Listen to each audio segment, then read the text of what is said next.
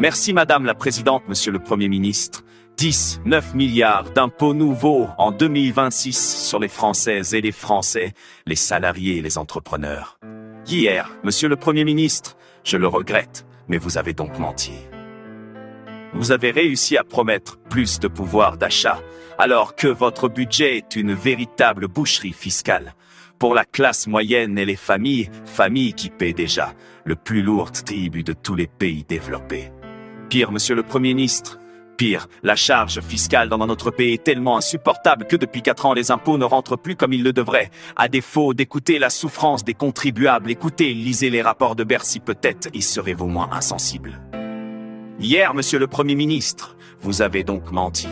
Vous avez loué la valeur travail alors que vous allez geler tous les salaires des fonctionnaires et spolier les pensions de retraités pour 20 milliards d'euros, pas pendant 1 an, pendant 4 ans.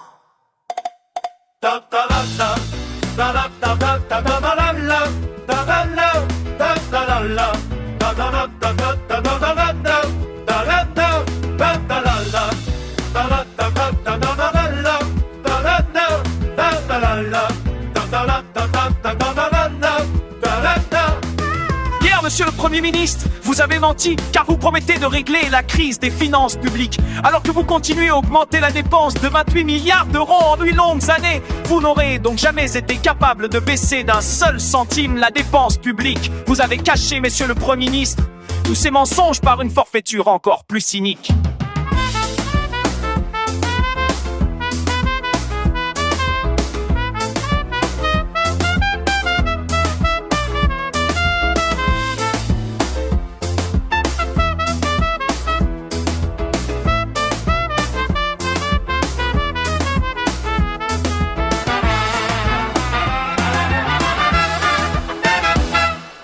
Vous avez menti à des milliers de Françaises et de Français qui travaillent dur et qui nourrissent le légitime espoir de pouvoir prendre leur retraite plus tôt. Et tous ces travailleurs, vous les avez trompés avec la complicité des sociaux traîtres de service, jamais avares d'insulter l'intelligence et la dignité de nos compatriotes. La suspension des retraites n'existe pas autrement que dans vos mensonges.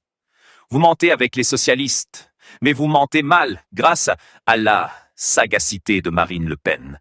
Vous avez dû avouer depuis hier qu'il n'y avait ni amendement ni projet de loi.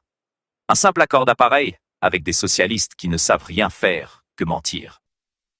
19 milliards d'impôts, un mensonge sur les retraites, quel beau pacte de lâcheté avec les LR et les socialistes. Alors, avouez vos mensonges.